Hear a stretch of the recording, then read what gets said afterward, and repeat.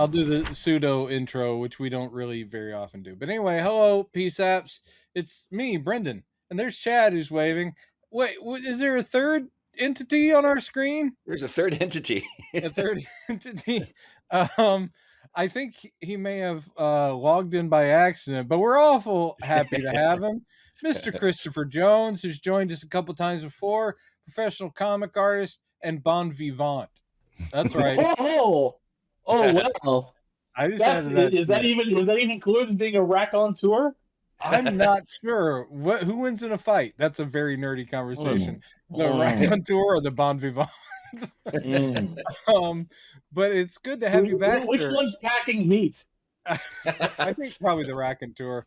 Because it does sound a little bit like racketeer. No, so yeah, he's probably a thug. There you go. Oh, the racketeer. I'll be the racketeer. Or the rocketeer. And good to be back. It's good to see you guys. Yes. I definitely enjoyed talking to you in the past. And the biggest challenge, really the only challenge listening to the show now is anytime I listen to a conversation I want to be a part of, it's sort of like, I can't participate. You can't hear me through the box. I mean, I've had some great contributions to conversations you've had in the past. You just couldn't hear them. We appreciate the effort anyway, and glad you're still listening. Your surroundings look different. Have you moved or remodeled? No, I might have rearranged something ever so slightly, but it's That's about probably it. I think he's just moved over to the right a little bit. That's possible. Possibly. But you are getting outside and touching grass occasionally? Occasionally, yes. Your job that's the thing, is it's so you have to be at the board pretty much all day. Yeah. The blessing during COVID was that at the time I was doing animation storyboard work, and that work just came home with me. And whether it's animation, whether it's comics, both of those things can be done for the privacy of my own home. There you go. But the downside of that, of course, is you don't have an excuse to get the hell outside and see the sun or the moon, as the case may be, depending on your work schedule, or meet coworkers in person, or anything to that effect. So, have you ever, outside of conventions, met your collaborators? Oh yeah. Okay. Back when I was the regular monthly artist on a title for DC called The Batman Strikes, which was the tie-in comic for the Batman, right? The cartoon, which I think it's odd. I think that show is getting more appreciation these days than it sometimes did when it was currently coming out, because as I described it for a long time, when clarifying to people which show it was, like, oh, this was the Batman animated series that came out after the one everybody loved. Yeah.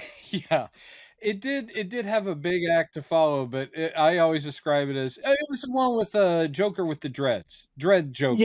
Yes. But it was not the one that it not only did it have a big act to follow, but after Batman, which led into Superman the animated series, and Batman Beyond and Justice League, all these things that were shared continuity. And a lot of the showrunners were staying the same or carrying over. And, Kevin Conroy as Batman and Mark Hamill as Joker. Like, all these through lines of continuity. This was the show that finally came along. It was like, nope, everything's different now. Yeah. And so it kind of got thrown on the grenade of all the people that were like, no, but we want to be that old version forever. Like, well, this is the reality now. Every few years, we're going to get a new version, and you'll like some more and you'll like some less, but that's just how it is. I love the design of Batman in it. I thought that design is pretty sweet. He had this very the kind of rounded helmet quality to the mask. Very sleek, and the short ears, but to draw. I know there were a lot of influences from Gotcha Man in the design for that show. For you, Chad, That's a Battle of the Planets, Chad. Just so you know, I know. I worry about or you didn't catch it. Saban's Eagle Riders. I know that reference. I recognize the reference. Way to go, Steve Rogers. Way to go. But the other thing that NASC design always reminded me of was Guardian from Alpha Flight. Oh yeah, yeah. The way Byrne would do the split and the almost straight down. Yeah. Basically, you just paint it black and stick bat ears on it, and that's the cowl from the Batman. Also, Guardian of DC has that kind of yeah that helmet. The biggest thing that was odd to me about doing artwork for that comic was their Batman design was great, their Batgirl design was great, their Robin design was fine, but his proportions were such that he had this little skinny body, and then they gave him a big old head and big old ears to make him look like a little kid. Yeah. And I would put him next to Batman. I'm like, Batman's head is like this big, and Robin's head is like twice the size. Yeah. What's going on here? Also, you were calling Child Protective Services because clearly that's an well, yes. I always wanted to do a story where Bruce Wayne is in the back of his limo with Alfred driving, and they're cruising slowly past a public playground, and Bruce is like scouting for talent. Like, Alfred, that one there on the jungle gym, send me a file on his parents. I did a column for a comics website where I was doing snarky versions of comics history, and I did one on the sidekick genre, and I called it Orphan Training. And the whole thing was about if it's like you might. This apparently was very common in the 40s, would be billionaires or millionaires showing up at orphanages going, any of these people, any of their kids killed by crooks? Yeah, I'll take that one. I'll take that one over there. Well, he's probably got a grudge. The whole Robin and the whole archetype of the kid sidekick obviously kicked off, 1940, early 1940s. Yep. He was the first. And I've often thought that archetype kind of works best in that time period. Oh, of course, it doesn't work at all. As a very strange connection, but there's a connection there somewhere.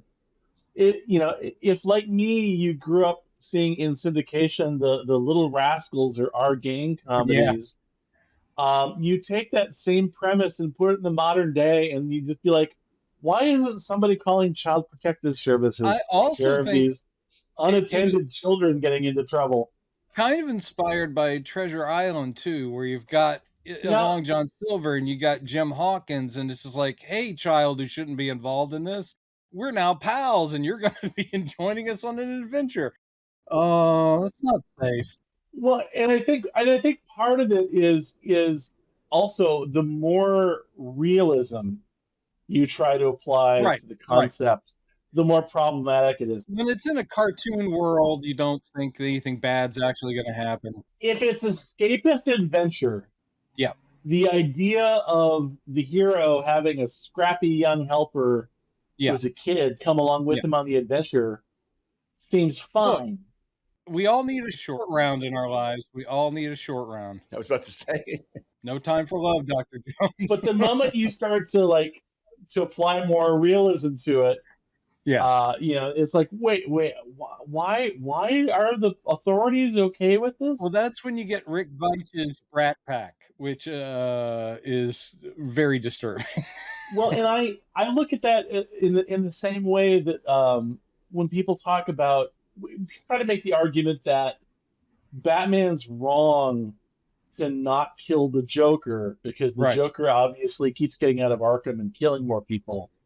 And I'm like, yes, but if you're applying realism equally to this concept, the Joker would get arrested once and be done. Yeah. He's not going to get out of Arkham. The only reason he gets out of Arkham every time is because the writer says so.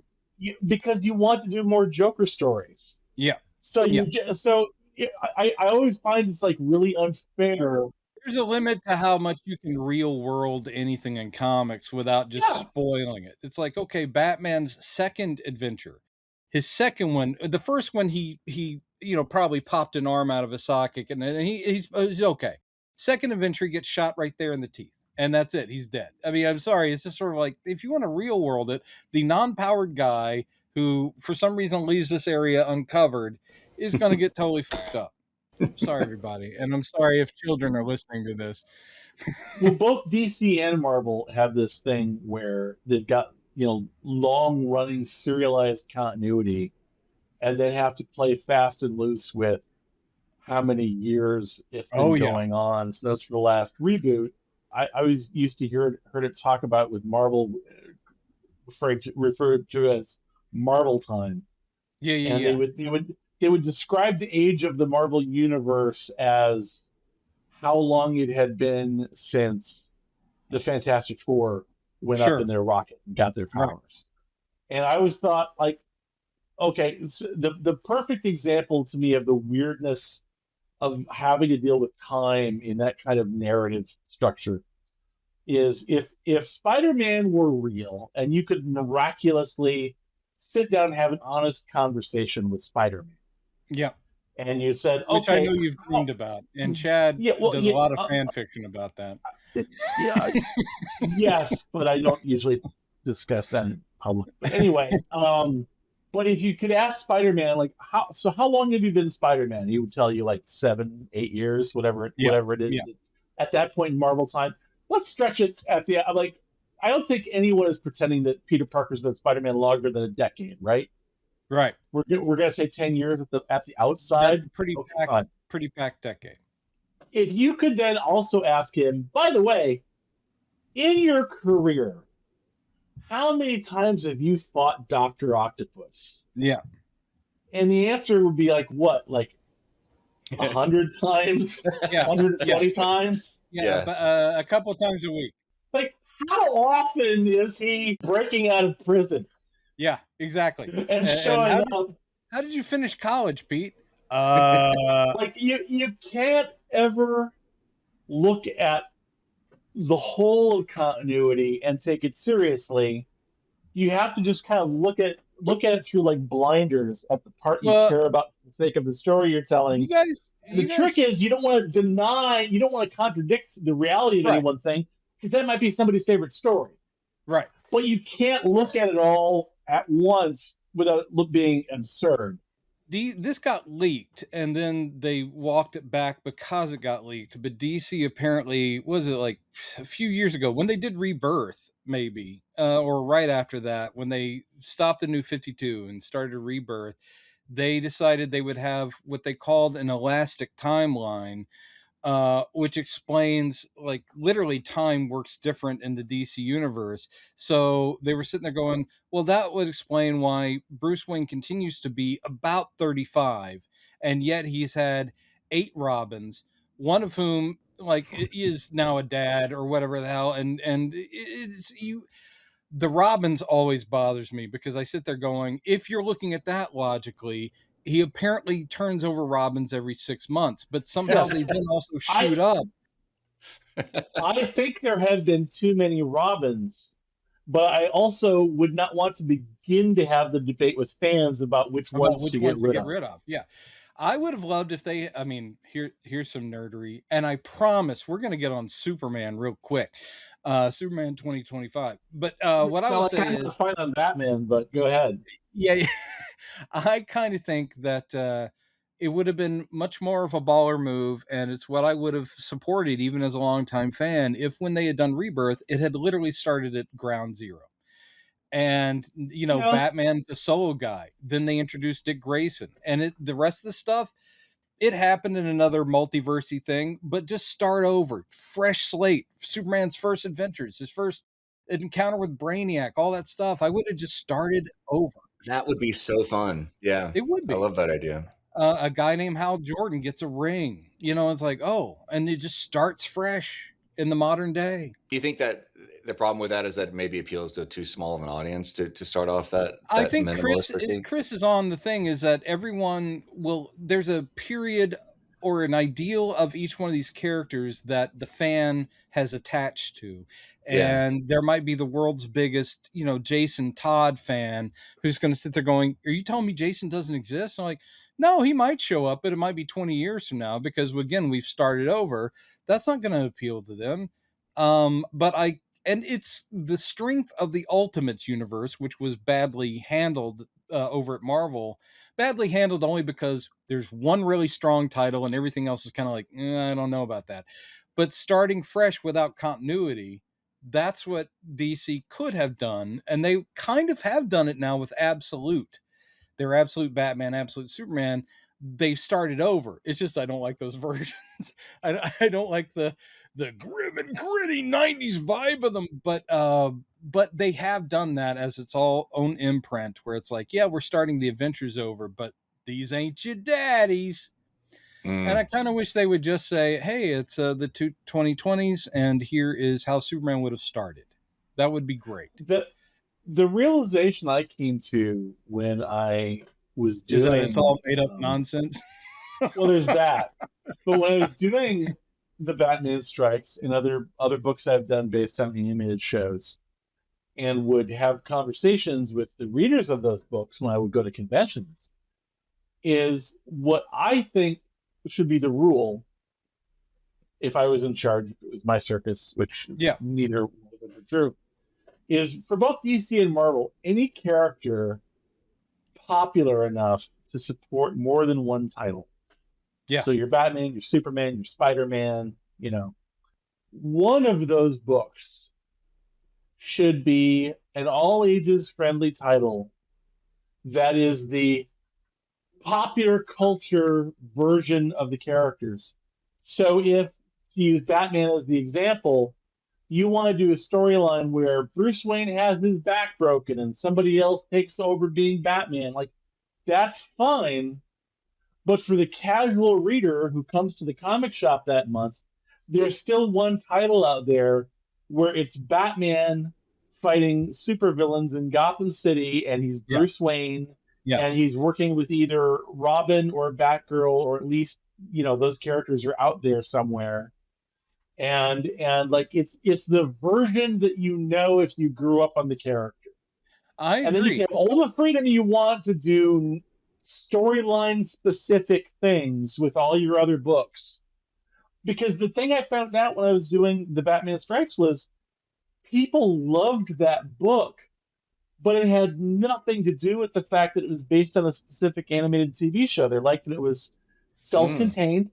It was uninvolved with the crossover storylines. It was done in one stories with the occasional two-parter. And and for parents, it was a book they could share with their kids. That's the thing. I'm glad you are of that opinion. I've had the same opinion. The main thing is I both have benefited, as anyone from our generation has benefited, from the fact that comics grew up with us. In other words, when we were teens, they started the slide from Bronze Age into the 80s Reconstruction. They became adult as we did, so we were like, oh my God. But the problem is they have followed us, and they have not left the breadcrumbs behind for generations after us that should be getting what you're talking about, which is the platonic ideal of these characters, all ages. Just get the kids in so they can know Superman and all that stuff without getting involved with all the crazy continuity stuff and mature storylines and all that nonsense. And I think the reason they don't is that every time they've tried, it hasn't paid off. For a long time, Superman Adventures and Batman Adventures, which were based on the animated series, they were exactly that. Paul Dini, really good writers, Burchett, where they were just doing one and done classic Superman, and drawn in the style of the cartoons. Art style, I don't think is really that important. It could be simple or it could be complex. It doesn't matter. But visually, you could go, oh, this one's for the kids because it's drawn like the cartoon. But they aren't dumb stories. They're just classic stories and aren't continuity based. And I don't think they really sold that well. Marvel tried to do the same thing. They've had young readers' versions of their comics, and I don't think those lasted very long either. Yeah, although they make odd decisions about marketing that stuff when it comes out. Yeah, I mean the if you go to most comic book shops, anything produced by DC and Marvel that is intended for an all ages audience, even if those those are comics featuring their main superhero characters, Yeah. they tend to not get displayed with the other superhero books. They get displayed with Donald Duck and Looney Tunes and all the kids' books. Richie When I Rich was working on, yeah, when I was working on the Young Justice comic, it drove us crazy that we didn't.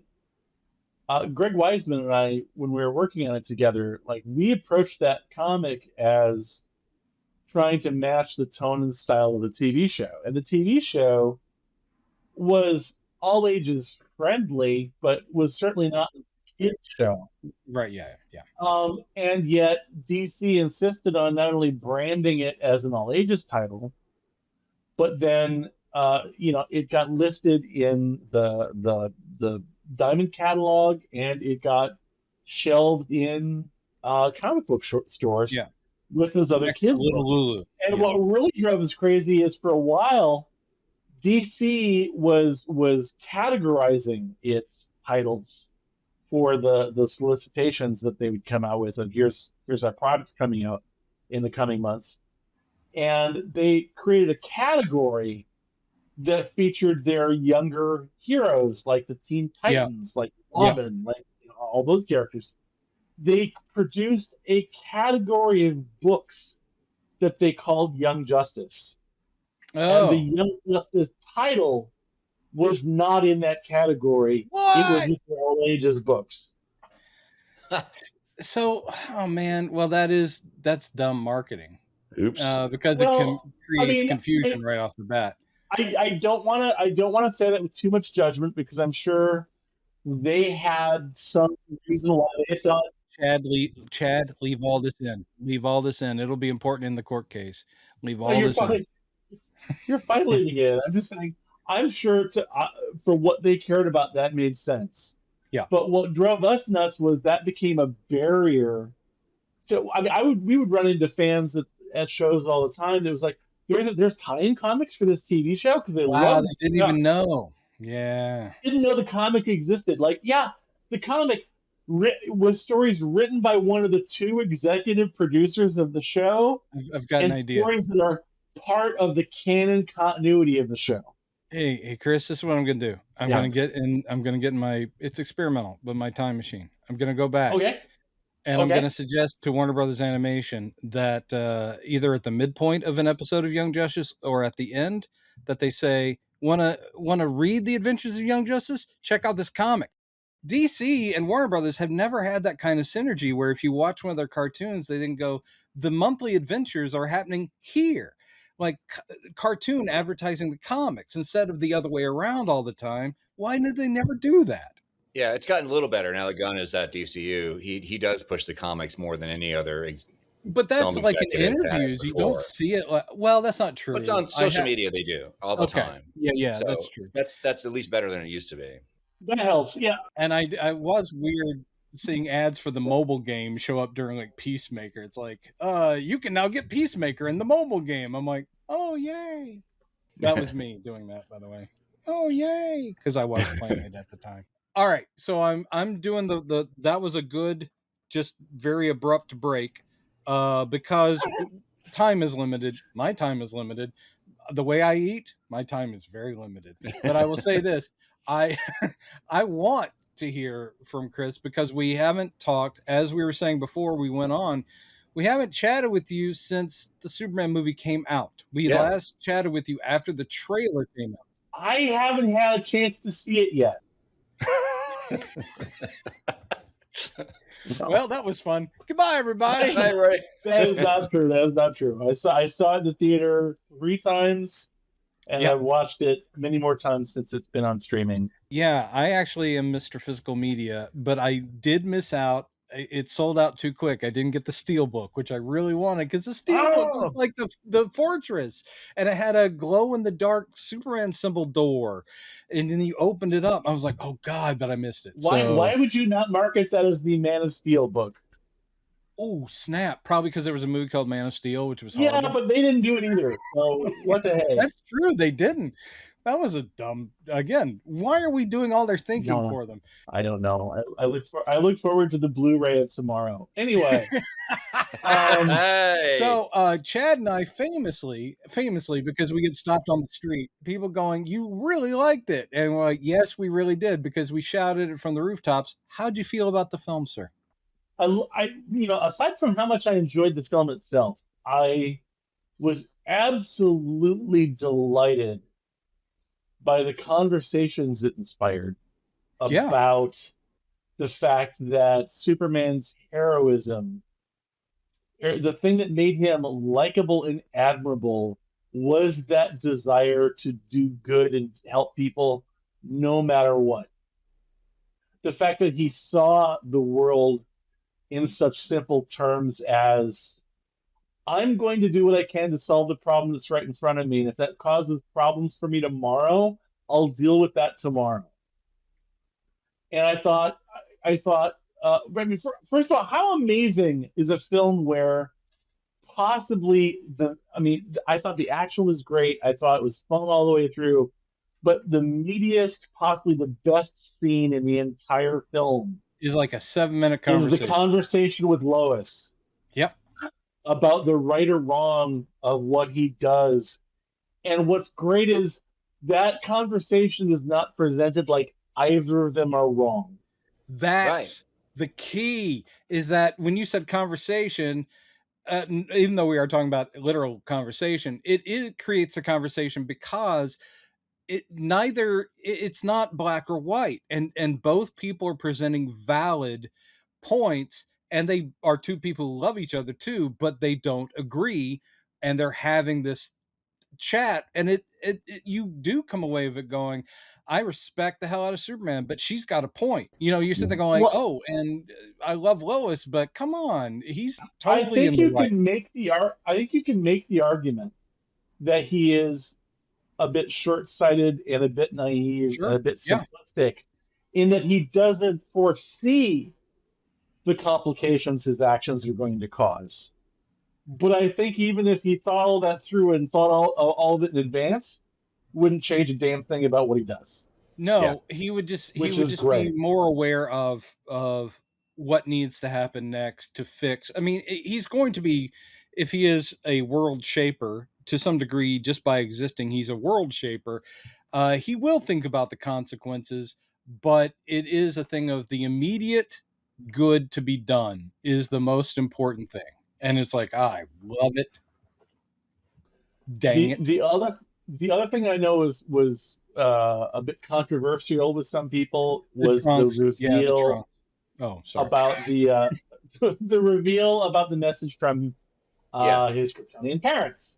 Right. Yeah. And I don't have a problem with it in that it was an interesting twist and surprise, and it created a really interesting narrative that allowed us to study that aspect of Superman's character.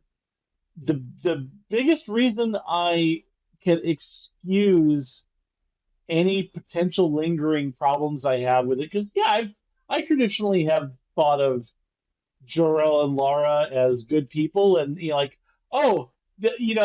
Science Council and Krypton may have been morons for not listening to the evidence about what was happening to their planet, but obviously Jor-El and Lara, they were on top of things and were the good ones, and it's a tragedy that we lost them, and all that. It rubbed me wrong, but I again, like to your point, yes, as far as story fuel, it is interesting. It's a different take, but I do prefer.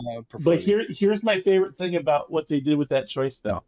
Yeah, I have not ever been a fan of Superman as religious allegory. Mm. And the whole thing about Superman as Christ figure really goes back to the first Donner film. Yeah. I don't think you get a lot of it before Jor-El makes that big "I send them you, my son," and that whole speech he gives, which is Well, just not that overt. no, but Yeah, there's the Moses connections. yeah, well, I was going to say, if there's any religious allegory before that, it's more to Moses as a fictional creation of these two Jewish kids from Cleveland, Yeah. more than it would be a Christ allegory. Yeah. But what the narrative in the James Gunn film does is it totally puts things off the footing of it being about Jor-El sending his only son to Earth and what his intentions behind that were, and about what I always have thought should be the foundation of Superman is he was lucky enough to have been found by and raised with the values of Ma and Pa Kent. And they are the ones that made Superman into the individual he grew up to be. The powers came from Krypton. The character came from Ma and Pa Kent. That is a fine way of looking at it. And the fact that he was under some delusion as to that is also interesting.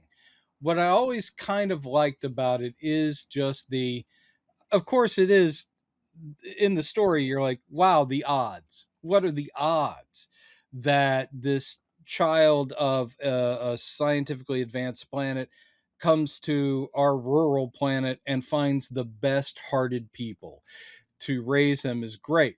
But I always liked the idea of it being a transfer from this idealized utopian, not god-like race, but the ones that are defeated by their own hubris, and then these simple folk just instill in him earth values and so forth. But I never thought it had to be one or the other. Like, well, the alien dicks send him here, and thank God the Kents got him.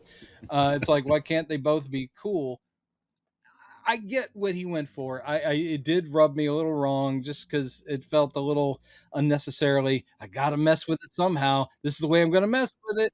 Well, I will be curious to see, and we'll find out if there's like even more to be learned about this as we get Supergirl, and then Man of Tomorrow, because as has been pointed out, if the people on Krypton were all that terrible, it kind of seems odd that Kara has never mentioned that at any point. Chad wisely brings up a lot that, I mean, and it does make sense. It's like, we can't just assume, just like you can't assume all of Earth. Krypton probably has different cultures and sects and different viewpoints, political and so forth.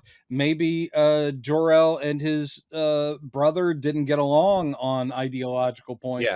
So James Gunn himself hinted at that in an interview. Did he? A while ago.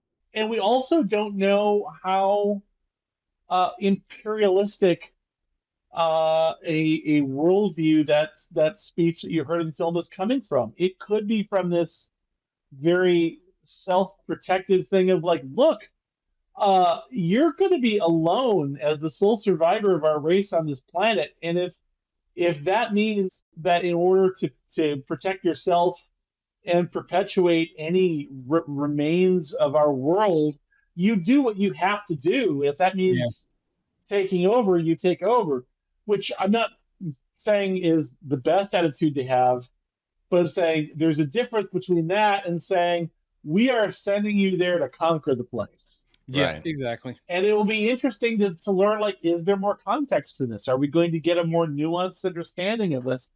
It will be interesting to see how it unfolds, because I'm sure James Gunn has some idea in his head of, at least, if not that there's more story to tell, at least how to rationalize if this had never been a conversation between Kal-El and Kara before now. Yes, that's presumably we'll get as we get more of their story. Yeah. It's a tease. It wasn't character shattering because the Superman we are given is the guy that I recognize. He even says stuff like "gee whiz" and stuff. I love the hell out of the way he's personified. I can be such a jerk sometimes. I can be such a jerk. Yeah. So I look forward to, yes, the elaboration, which we'll probably get, and we'll probably get in chunks. I like that Supergirl is a different character, and the fact that it sprung from a very good, Supergirl story, which in itself was kind of revolutionary because Tom King's like, what if she's the tough one who really survived stuff, because she saw that stuff happen, and what if she's actually got PTSD and all that? And you're like, okay, all right, it's a good take. And aside from the merits of that story, which gives you an interesting Supergirl with a lot of agency rather than just being the diminutive female version of the Superman character we already have. After one not very successful Supergirl movie, and then the not that far in the distant past Supergirl TV series, it gives you a really different take on that character. So it feels like something fresh and new rather than like, oh, here's that same character again, but on a feature film budget, which it easily could have. Which is the same way. I mean, I am reserving judgment to see what we get from the Lantern series. I've been really excited for it. And I am curious and concerned about that costume, just like everybody else. But like, it's a trailer. I don't think they've given away everything we're going to see in this series in the trailer. Yeah. And given that you're having to overcome with the wider audience that aren't all comic book fans, that their experience with Green Lantern is the Ryan Reynolds movie, the criminally underrated Ryan Reynolds movie. No. I think coming at the material from 180-degree different direction is smart. Yeah, grounding it and making it an Earth story. Maybe you'll come out and be like, "Oh man, I am not happy with what they did with the costume." But for all we know, that's a design that someone had put on their leather jacket for fun, and that's not even the proper costume. We don't know. We don't know. That's where Chad and I came down. It's like, it's a trailer. Yeah, it's a trailer. Let's wait and see. And there's enough about it, even just with what we know so far, casting, concept, that I'm intrigued and ready to go. I got really Green Lantern and Green Arrow vibes off of it. It's just Green Lantern and Green Lantern. Yeah, exactly. The whole hard traveling. We were talking about that yesterday. Yeah, because that's clearly something that inspired them, and making it a buddy cop show along the lines of a True Detective, which calling that a buddy cop show, but I mean, with a supernatural or mysterious overhang. But I think that's a smart way to go. But using that story structure to tell a story that's going to get you invested in these characters, but put most of the action in a context that's not going to drive the budget into the billions of dollars for a TV miniseries. And then the characters available to have appear in a Justice League film or a Superman sequel. Or wherever they appear next. All I'm saying is I need to take better care of myself, because we're still probably 8 years out, 10 years out from getting them all standing next to each other with a rainbow behind them and hearing dun dun dun dun dun dun dun dun. Well, we're gonna get our super friend. Assuming that James Gunn isn't driven away by the Paramount deal. Yeah. I know. We're worried about that. Scares the heck out of me, but we'll see what happens. Gunn is cooking. So you did enjoy it. Anything stand out for you that was a surprise, or something that you hated, or I guess probably you didn't hate anything. I could be wrong. I don't know of anything that I hated. You loved Mr. Terrific. Everybody loved Mr. Terrific. Mr. Terrific was great. Guy Gardner was great. Yes. I wish we'd gotten a little more. I mean, I kind of felt a bit like a complaint I had about the Black Adam movie, where we got Hawkman, and I'm like, okay, we get the costume and the name, and we can see what he can do, but like, is this guy archaeologist, alien, ancient Egyptian? And we didn't know that about Hawkwoman either. So I mean, I know we see her apartment for half a second, and I did look around like going, is there something that's about is there any archaeology, anything ancient Egyptian in there? And then I realized I was saying that out loud. My personal headcanon is that the story that somebody told Guy Gardner about Superman having hypno glasses when he's Clark Kent is BS, and they all keep playing along to make a fool of him, because I've never thought that theory made any sense or was a good idea, and so I just prefer to like have that be like, yeah, that's not It real. may That's not a never real be thing. addressed again. It's like Gunn like dropping in going, if you want it to be hypno glasses, it's hypno glasses. If it's just everyone Well, else fooled, then that's the fine. reason I've never thought it made sense is what happens the first time somebody sees a photograph of Clark Kent. The hypno glasses have worked on your brain, so even if you see an image that you don't see it, What if you've never met Clark Kent, you're hurting my head. but you see a Stop. photo of him? Please stop, Chris. You're hurting my head. So anyway, but Well, I love the stuff where it was Byrne had the whole idea of whenever Superman shows up, he's constantly vibrating. Vibrating his face. Yeah, yeah, so he ends up being a blur. Like, it's a fun idea. Then you think, really, like every story, the people are just gonna be like, Superman, why are you vibrating your head?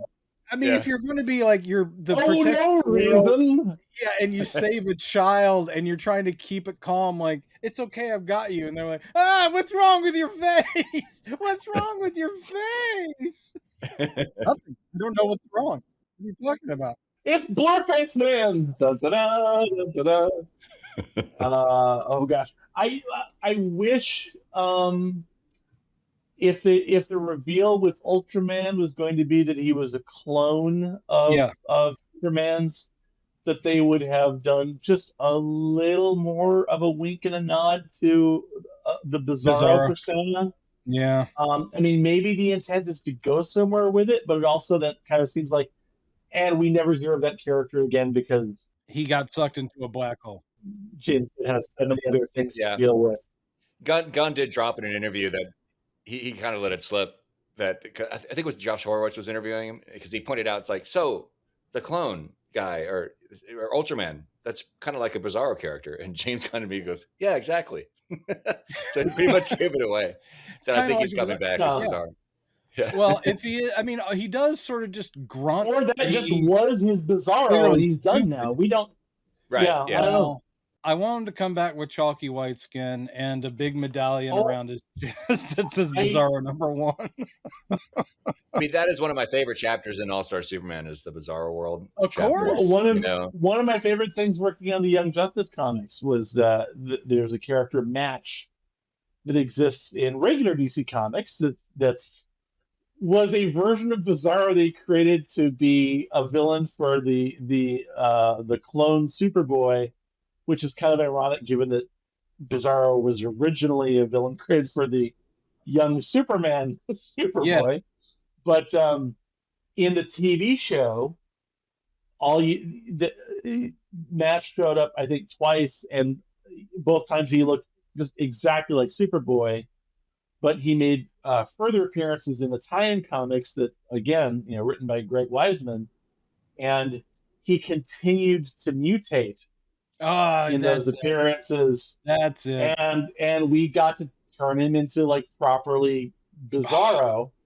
But my question is, did he love Superboy and was not going to hit Superboy? He was not fueled by that kind of opposite logic as much as that incarnation of Bizarro. So he actually said, I hate you, Superboy, I will hit you. Okay, fine. Yeah. Fine. Yeah, me love you so much, me must kill you. Yeah. No. The thing that was great about doing it in the comic, though, was my great joy in the comic. Anytime Young Justice got to introduce a character that was from DC Comics but had not already appeared in the TV show, you got to design. I got to design them. Yeah, that's sweet. So with Match, the question I asked Greg as I was trying to figure out what can I do with a Bizarro design that hasn't been done. I want it to be enough of a classic Bizarro that feels like Bizarro, but I don't want to just copy something you've seen a ton of times before. And I asked Greg a question. I was so happy I got the answer I wanted. I asked him, does he have to be symmetrical?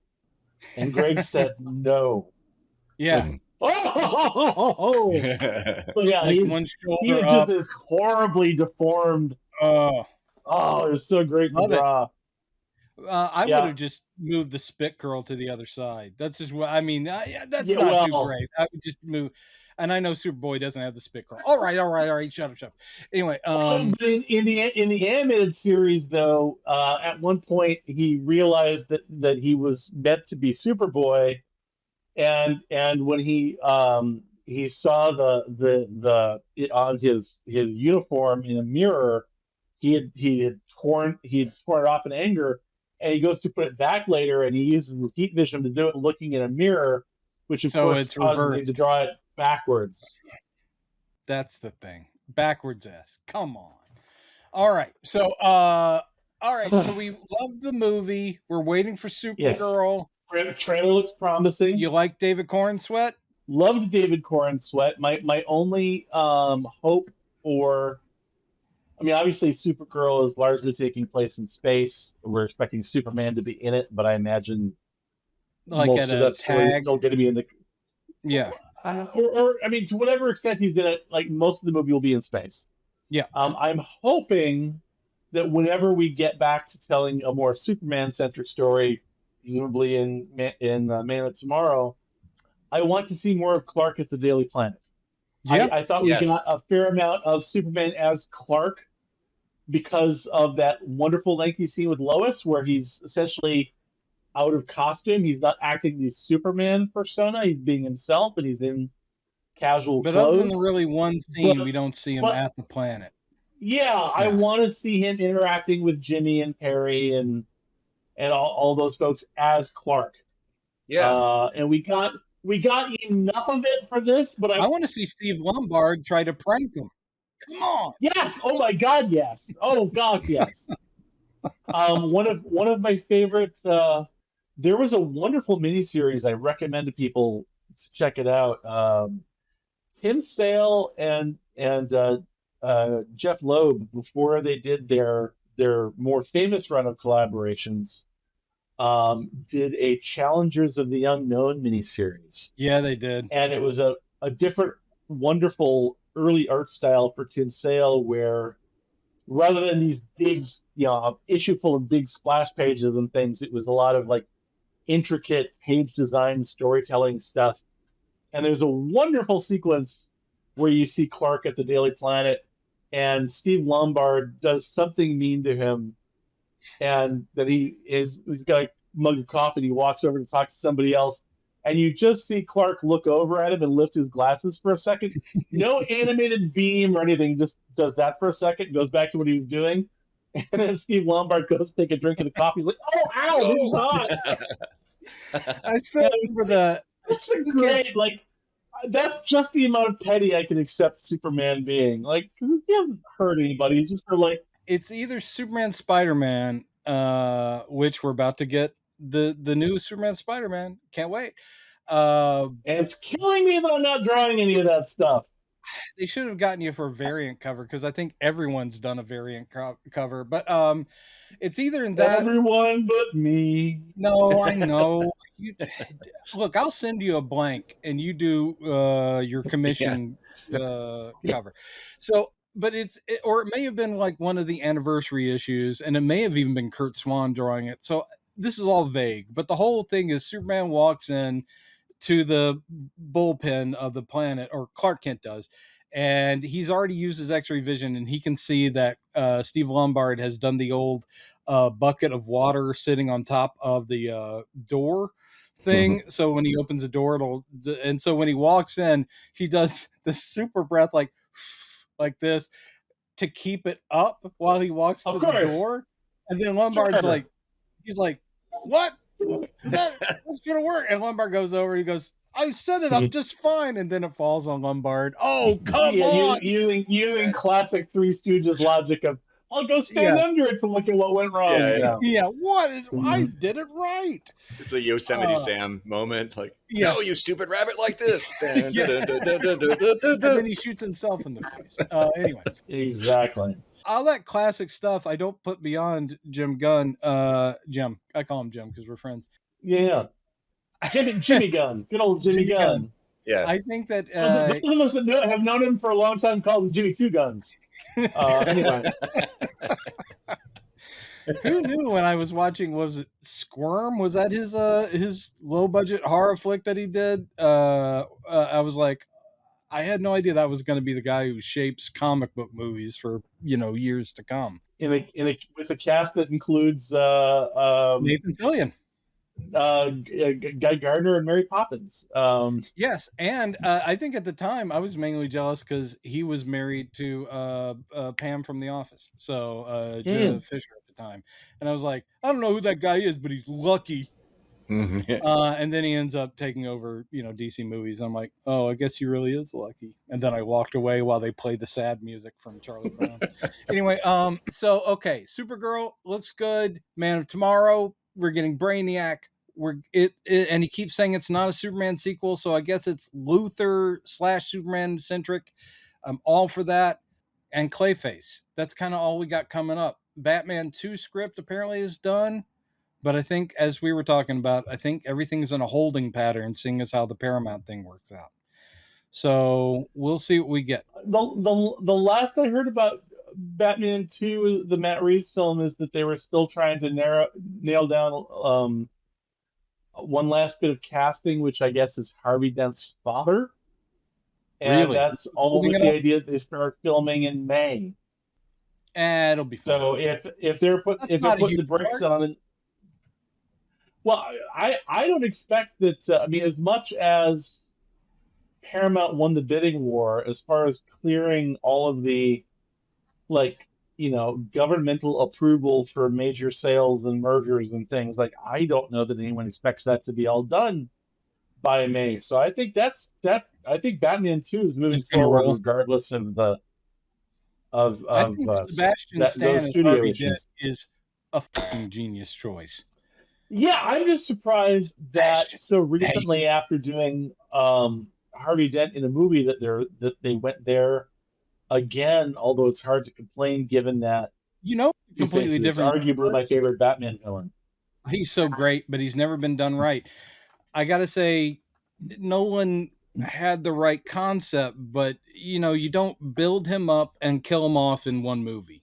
Well, I was going to say my only complaint with what he did with him is that he only lasted his entire arc as a character from introduction to death is one film, which okay, the span of time within the movie, Two-Face was in existence for about a week, and I'm like, come on, you idiots! And sorry, again, my anger issues, I got to work on it. But it's the same with 1989 Batman, and then Batman Returns. It's like setting up classic villain, killing them at the end is the stupidest thing you can do. Hollywood. Yeah. Did you guys enjoy the Joker? That's the only joke you're going to see. Did you like the Penguin? Well, he's gone now.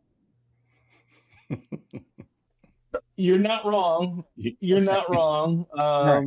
It's just a waste. I feel like we are seeing more superhero films though now where they don't kill the villain by the end. They realize, there's the potential to do more with these characters after just doing one big story with them. Even if you don't show them going ha ha ha and getting away, leaving it ambiguous is better than there's his corpse. Ambiguity. Yes. They do that in comics a lot. Like Aquaman, did you find Ocean Master? It's like, no, there was nothing but wreckage. It's like, okay. And then 4 months later, I escaped.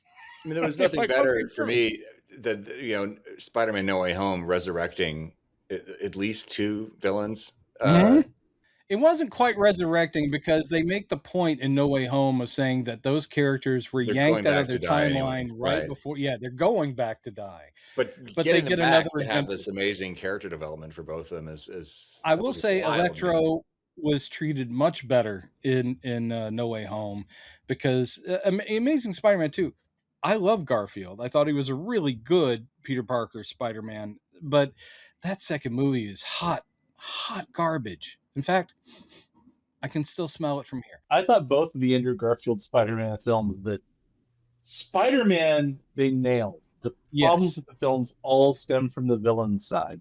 Yeah. Lizard was not. I didn't think the Lizard stuff in the first one worked well either. Plus, I don't know why every villain that transforms now in Marvel movies, specifically back then, become kaiju sized. I'm like, look, the lizard is a human lizard, but why is he like 12 feet? In the comics, he stands right next to Spider-Man. They're the same height. The Hulk in the movies got so big. I'm like, look in the comics. Yes, he is probably 7.5 foot. He's huge, but 12 foot, especially of course in Ang Lee's movie, you're really going, oh my God, he can just hold Betty in his hand. And it's like, I got Betty. Yeah, it is bizarre that Ang Lee equated the angrier he gets to the stronger he gets with and larger. And larger. So that there's a couple scenes in there where he's about 8 feet tall, but there's also like a scene where he's like 15 feet tall. I know. I just don't get why they have to do that shit. I was glad with the Fantastic Four because the whole thing is the Thing is shorter than the Hulk. He is taller than Reed, but he's not supposed to be a giant. I was like, oh, good, they're keeping him the right. No, he theoretically, as unlikely as it is, can throw on a trench coat and a hat and pass relatively unnoticed on the street in New York. Maybe if it's really dark and raining really hard. They gave us one little bit of that, but I do like the bit in the movie where he is still the local guy, so it's not like he's hiding, but he's got like a ball cap on and like he's got a cool jacket on top of him, being like, going, "Hey Ben, how you doing? Hey, how you doing there, pal?" And I'm like going, that's nice. That's nice thing with that little cap on. Yes. I have mixed feelings about the beard. I didn't think they were going to keep it for the rest of the movie. I thought the whole gag would be that they would get rid of it. Well, I just don't understand. It's like, is it stone hair? How is he stone hair? And later, when he's getting ready for the TV thing, he has no hair growing out of the top of his head. Why would he? It felt like a gag that just like doesn't seem necessary or supported by internal logic. They have someone with like a sander. They're getting it ready with a sander before he goes on TV, which means, come on, get rid of it, Jesus Christ. But anyway, you also enjoyed Fantastic Four, perhaps? I did. My only real beef with that one is that they cut scenes to get the runtime down. Yeah. And I liked the feel of being in 1960s Marvel New York more than I liked the actual plot. The plot was fine, but the best part of the movie was just existing in that world. Yeah. And I would have taken another hour of that happening. I know. I will say that's them being smart for the audience as a whole, but I'm agreeing simply because now give us the extended cut. They've got cut scenes on the Blu-ray, don't they? I think they do. I hope so. I don't have. Yeah, they do. I know that there are bits that they restored because I've seen like, oh, here's a scene that was cut with Mole Man. Yeah, but like I don't think they've restored the John Malkovich Red Ghost stuff. No, or made that available. Probably didn't finish the effects. That's probably. It's probably because part of what I think is going on with with Spider-Man Brand New Day is that we're seeing some of these villains that like I think we're just getting like a big montage. Yeah, of Spider-Man doing Spider-Man stuff. We're not going to hear Boomerang's backstory. He's going to take him down in 5 seconds. If Boomerang gets 60 seconds of screen time, I'll be delighted. I think we're going to get like, here's a bad guy, and then Spider-Man shows up and boom, boom, swip, and they're done. And then you're guaranteed there's going to be the same with Tarantula. Scorpion's going to get more because it's a name actor, and they set him up already. So. And I'm excited, except for I want him to have something on his face. I always think it's like, I know that they're not going to give us the comics accurate, but just like, here I am. It's just my normal face, and I'm in a scorpion suit. I'm like, yeah, what a goggles or a face mask or something is something. I mean, they gave goggles to the Vulture, and in the comics, he hasn't had anything on his head. That's right. That's absolutely correct. That's a character you could have just gone like, no, there's nothing. Look at him in the comics. It's just old man head. I have to say, I do love when he has like the outfit with the flight coat and everything. It's got the big fur collar, and I'm like, that was nice way to get like as close as we can to the comic look without being a guy wearing feathered wings. I love it. That was so smart, and it did. It gave me happiness in a way that no woman ever has. I don't pretend for a moment that you can be 100% comic accurate with every costume design and have it work in and yet film. You got the Spider-Man running around in this movie looking exactly dead on. Looks so good. Yeah. I keep watching the trailer going, God damn. Mm-hmm. Well, I mean, to this day, I still think of every costume we've ever seen Spider-Man in live action, the thing that feels most like what I always imagined in my head Spider-Man's costume looked like was the one he wore on the Electric Company back in the day. Because like those webs looked drawn on with a Sharpie. It totally looked like something a teenager would make in his aunt's attic. I will also say, of all the versions of Spider-Man that seem most accurate, I've always pictured him just making weird noises and then seeing thought balloons above his head. Yeah. Yeah. Oh man, we're old. The fact that we just brought up Electric Company Spider-Man means it's time for the grave. I wish I could remember what comedian to attribute this to. I saw somebody say recently that they saw the trailer for the new Spider-Man film, and when he's introducing himself to MJ and saying, "I'm your neighbor from across the hall," that she should be like, "Wait a minute, you're the guy who's in all my photos." Yeah. I wonder if they're going to address that at all. Who this guy was. Come on, the spell probably retroactively also it wiped him out of the picture. It has become clear that despite the fact that they talk about it exclusively as being a memory thing. I wonder if there'll be a scene like if he's hanging out with her and she's like showing him stuff on her phone and she swipes past some of him. He's like, oh, she's like, what? Like she can't see them, you know? Yeah, she's like, oh, it's just a selfie. I think the idea is that clearly, despite them talking about it being a memory thing, that like reality has been rewritten and he's just gone.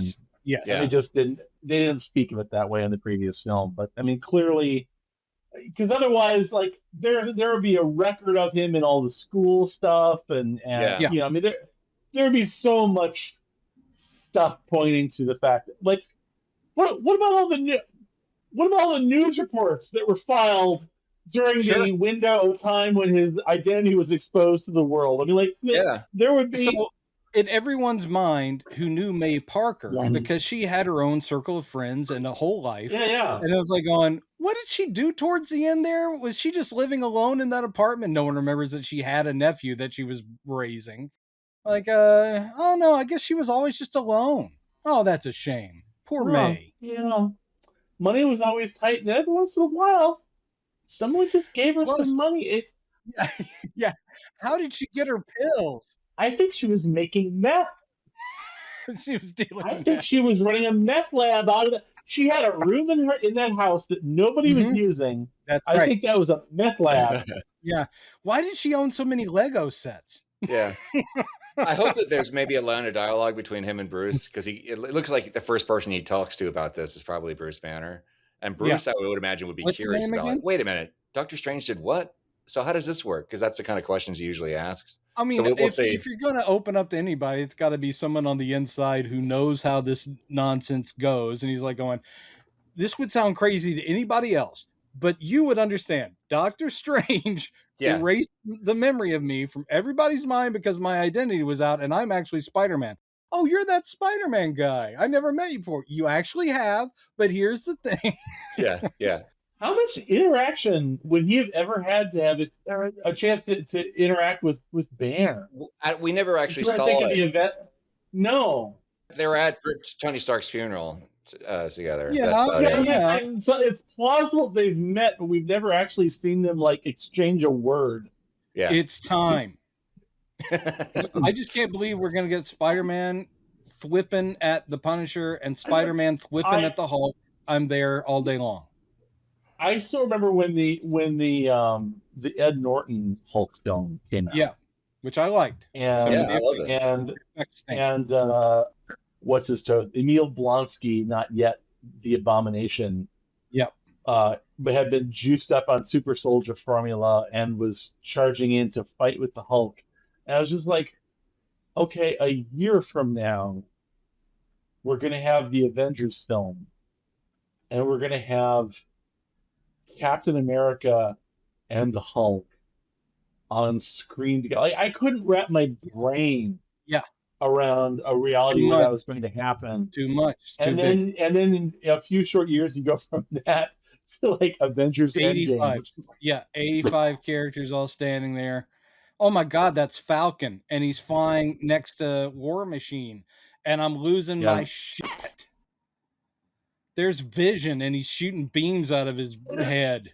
Oh, that's another Vision Quest. When is that coming? Oh, I can't wait for Vision Quest. Ooh, yeah.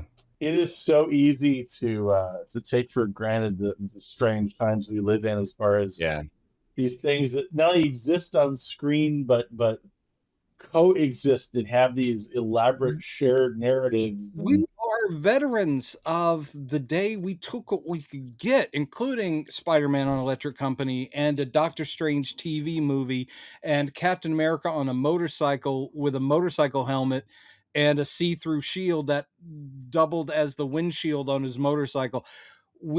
That was what we got. We got Lou Ferrigno in green body paint.